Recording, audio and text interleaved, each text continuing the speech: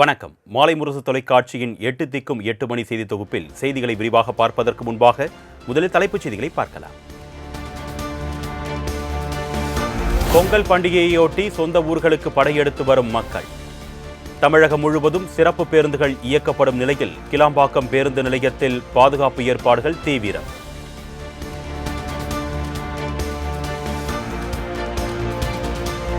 கரூர் நெரிசலில் சிக்கி 41 பேர் உயிரிழந்த விவகாரத்தில் தவிக தலைவர் விஜய்க்கு மீண்டும் சம்மன். டெல்லியில் நேற்று 7 மணி நேரத்திற்கு மேலாக சிபிஐ அதிகாரிகள் விசாரணை மேற்கொண்ட நிலையில் வரும் 19ஆம் தேதி மீண்டும் ஆஜராக உத்தரவு.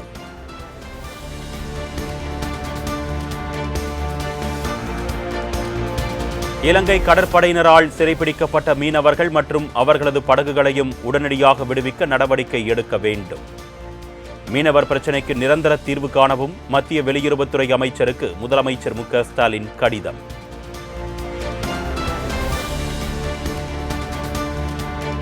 ஐம்பது திருநங்கைகளுக்கு ஊர்காவல் படை உறுப்பினர் பணி.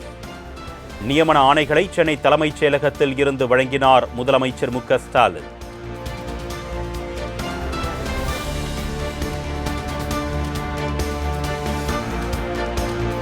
அமைச்சர் துரைமுருகனுக்கு 2025ஆம் ஆண்டுக்கான அறிஞர் அண்ணா விருது அறிவிப்பு.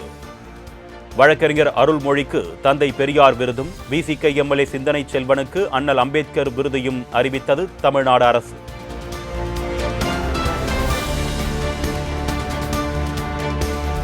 கவிஞர் யுகபாரதிக்கு 2025ஆம் ஆண்டுக்கான பாவேந்தர் பாரதிதாசன் விருது அறிவிப்பு.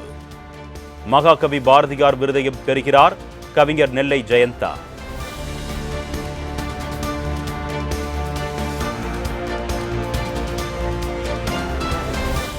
தமிழர் திருநாளையொட்டி நாளை தொடங்குகிறது சென்னை சங்கமம் நிகழ்ச்சி. உரியடி, பல்லாங்குழி, பரமபதம் உள்ளிட்ட விளையாட்டுகள் சென்னை சங்கமத்தில் இடம்பெறும் என்று திமுக எம்பி கனிமொழி பேட்டி. இந்த ஆண்டு சென்னை சங்கமம் நம்ம ஊர் திருவிழா நிகழ்வுகள் ராஜரத்னம் ஸ்டேடியத்தில் முதல் நாள் நிகழ்வு முதலமைச்சர் அவர்களால் துவக்கி வைக்கப்பட இருக்கிறது.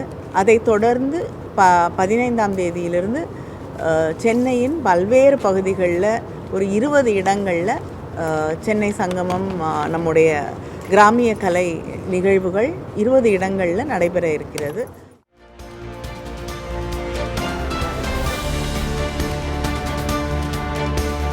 இரண்டாயிரத்து 26 சட்டமன்ற தேர்தல் கூட்டணி குறித்து விரைவில் நல்ல முடிவு எடுக்கப்படும். ஜனவரி மாத இறுதிக்குள் அறிவிக்கப்படும் என்றும் தேமுதிக பொதுச் செயலாளர் பிரேமலதா பேட்டி. யார் என்பதை எங்கள் மாவட்ட கழக செயலாளர்களை மீண்டும் அழைத்து ஒரு ஆலோசனை நடத்தி பத்திரிகையாளர்களாகிய உங்களை அனைவரையும் அழைத்து தான் நாங்கள் அதிகாரப்பூர்வமாக அறிவிப்போம். ஜனவரி மாதத்துக்குள்ளே அந்த முடிவை அறிவிப்பீங்க? கண்டிப்பாக அதுக்குள்ளே முடியும் என்பதை நானும் நம்புகிறேன். உங்களை மாதிரி விருப்ப மனு வாங்க வேண்டியிருக்கு, நிறைய ஒர்க் இருக்குங்க. நிச்சயம் ஜனவரிக்குள்ளே முடிக்கணும் தான் நாங்களும் நினைக்கிறோம். நடக்கும் என்பதையும் நான் நம்புகிறேன்.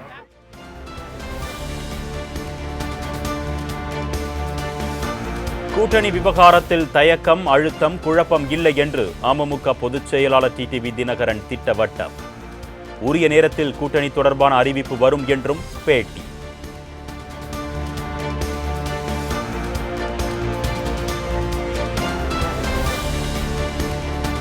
நீலகிரி மாவட்டம் கூடலூருக்கு வருகை தந்த மக்களவை எதிர்க்கட்சித் தலைவர் ராகுல் காந்திக்கு உற்சாக வரவேற்பு.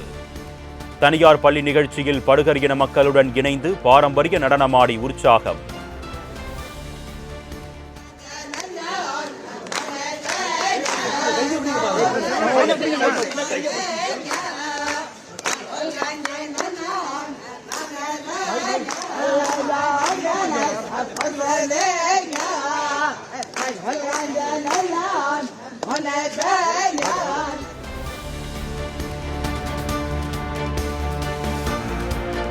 கூடலூரில் நடைபெற்ற மதசார்பற்ற பொங்கல் விழாவில் பங்கேற்ற ராகுல் காந்தி மண்பானையில் பொங்கலிட்டு அனைவருக்கும் பரிமாறி உற்சாகம்.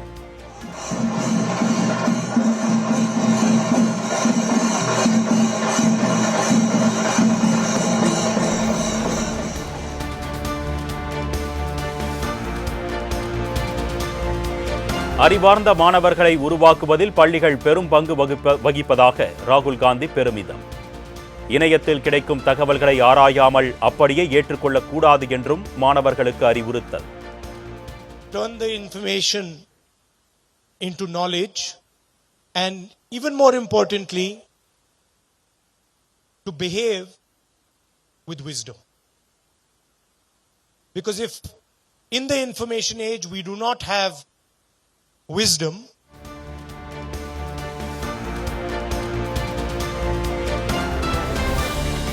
சென்னை நுங்கம்பாக்கம் டிபிஐ வளாகம் முன்பாக போராடிய பகுதி நேர ஆசிரியர்கள் கைது. பணி நிரந்தரம் கோரி தொடர் போராட்டத்தில் ஈடுபட்ட நிலையில் அனுமதியின்றி போராடியதால் நடவடிக்கை.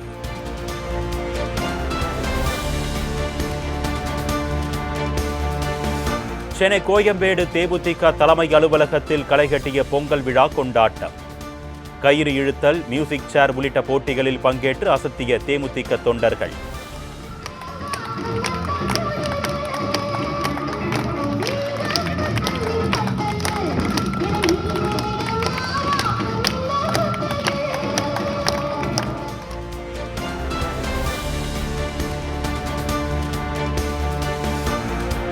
தமிழகத்தின் பல்வேறு பகுதிகளில் களை கட்டிய சமத்துவ பொங்கல் விழா. பாரம்பரிய உடையணிந்து பொங்கலிட்டு மாணவ மாணவிகள் உற்சாக கொண்டாட்டம்.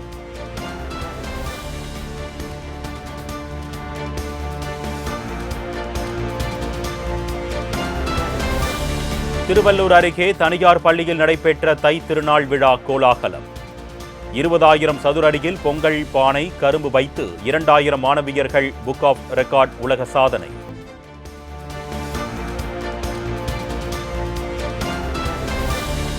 தமிழ்நாட்டில் 10,000 கோடி ரூபாய் முதலீட்டில் சர்வம் ஏஐ நிறுவனத்துடன் தமிழ்நாடு அரசு புரிந்துணர்வு ஒப்பந்தம். தமிழ்நாட்டின் தரவுகளை தமிழ்நாடே வைத்துக் கொண்டு அடுத்த கட்ட வளர்ச்சியை நோக்கி செல்ல ஏற்பாடு.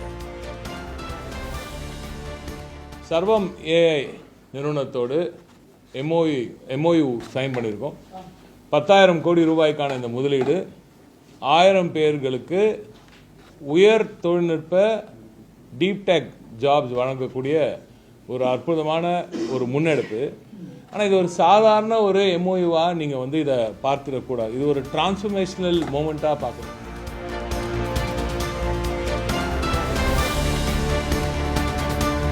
கரூரில் பிரேத பரிசோதனையை முன்கூட்டியே செய்ய வேண்டும் என்று உயிரிழந்தவர்களின் குடும்பத்தினர் மிரட்டப்பட்டதாக சிடிஆர் நிர்மல்குமார் குற்றச்சாட்டு. பிரேத பரிசோதனையில் முரண்பாடுகள் இருப்பதாகவும் விமர்சனம். கரூர் சம்பவத்தில் அதாவது போஸ்ட்மார்ட்டமில் பல குளறுபடிகள் நடந்துள்ளது என்று நாங்கள் பல புகார்கள் முன்னே கூறியிருந்தோம். அந்த பாதிக்கப்பட்ட இறந்தவர்களின் குடும்பங்களை கூப்பிட்டு காவல்துறையினர் மிரட்டி முன்தேதியிட்டு கையெழுத்து வாங்கியதாக பல புகார்கள் வந்தது. அது குறித்தும் சிபிஐயிடம் நாங்கள் எங்களுடைய புகார்களை தெரிவித்துள்ளோம். ஏன்னா பல இறந்தவர்களுடைய குடும்பத்தினரை அழைத்து அவர்களை மிரட்டி அவர்களிடம் முன்தேதியிட்டு நாங்கள் தான் அவசரமாக போஸ்ட்மார்ட்டம் முடிச்சு தர சொன்னோன்னு சொல்லி கரூர் நகர ஸ்டேஷன்லேருந்து கரூர் எஸ்பி ஆஃபீஸ்லேருந்து கூப்பிட்டு மிரட்டியதாக ஆதாரத்துடன் நாங்கள் புகார்களை தெரிவித்துள்ளோம்.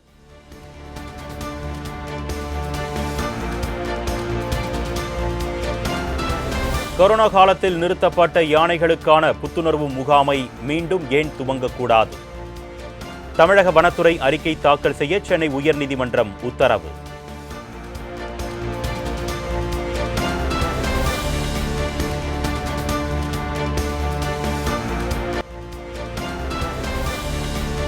ராணுவத்தின் ஆபரேஷன் சிந்தூர் தொடரும் என்று ராணுவ தளபதி அறிவிப்பு. எல்லையில் அத்துமீறினால் தக்க பதிலடி தருவோம் என்றும் பாகிஸ்தானுக்கு கடும் எச்சரிக்கை. As you may be aware, Operation Sindoor remains ongoing. Any future misadventure will be resolutely responded to. Here I must acknowledge the proactive role of all stakeholders at the national level, including CAPFs, intelligencies, civic bodies, state administration and other ministries, whether it's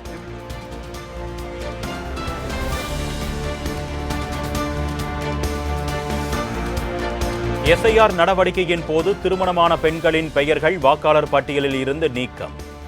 தேர்தல் ஆணையம் முறைகேட்டில் ஈடுபட்டதாக மேற்கு வங்க முதலமைச்சர் மம்தா பானர்ஜி குற்றச்சாட்டு.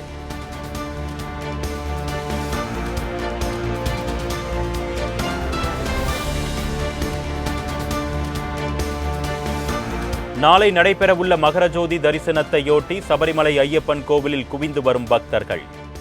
பல்வேறு பகுதிகளில் இருந்தும் ஆயிரக்கணக்கானோர் வருகை தந்த வண்ணம் உள்ளதால் பாதுகாப்பு ஏற்பாடுகள் தீவிரம்.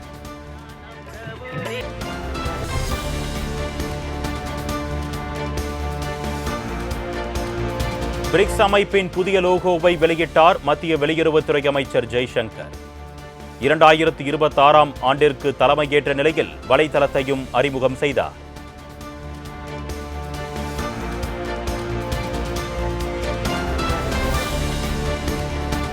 பத்து நிமிடத்தில் உணவு டெலிவரி செய்யும் செயல்முறையை திரும்பப் பெறுவதாக ஸ்விக்கி, ஜொமேட்டோ, ஜிப்டோ உள்ளிட்ட நிறுவனங்கள் அறிவிப்பு.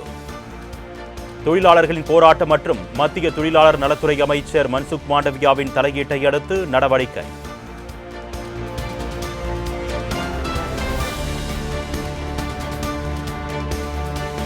அமெரிக்காவின் அதிரடியான வரி விதிப்பை அடுத்து வர்த்தகத்தை விரிவுபடுத்த கனடா திட்டம். ஏற்றுமதியை அதிகரிக்கும் வகையிலும் பிரதமர் மோடியின் அழைப்பை ஏற்றும் கனடா பிரதமர் மார்க் கார்னி விரைவில் இந்தியா வர இருப்பதாக தகவல்.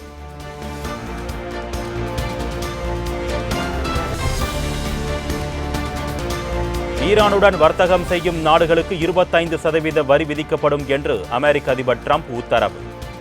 இந்தியா, துருக்கி, சீனா மற்றும் ஐக்கிய அரபு அமீரகம் உள்ளிட்ட நாடுகள் கடுமையாக பாதிக்கப்படும் என்று பொருளாதார நிபுணர்கள் எச்சரிக்கை.